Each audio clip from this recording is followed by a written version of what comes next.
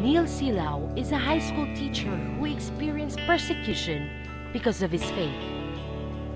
As a Christian, kinailangan niyang pumili between his studies or ministry, between his career or faith.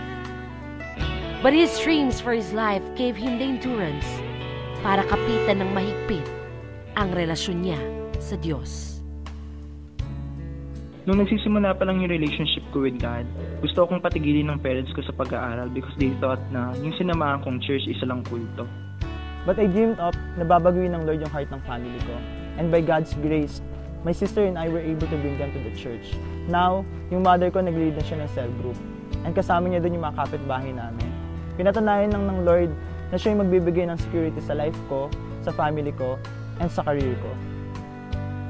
Last March, I lost my job because of the school's policy on religion. Even though very satisfied sila sa performance ko, they did not renew my contract because of what I believe now. They convinced me na bumalik sa religion nila so that I could stay. I did not exchange my faith for that position. I decided to leave the school to look for another one. God provided another school for me. Now I am receiving a salary that is 50% more than the na-receive ko salary before. God did not fail my passion for teaching, and even sa ministry, pinatunayan niya yan. I am currently teaching in the Basalt Training, bringing out the leadership potential of God's disciples. Also, naging part din ako ng production team ng church. And when it comes to my people ministry, our number grew to more than 50 people. Thankful ako kay God because He surrounded me with the right people. My leaders, my family, my disciples, and the Dulus Prod team who helped me reach my dreams through teamwork. You need true passion para magtrabaho and still do the ministry. Crossover.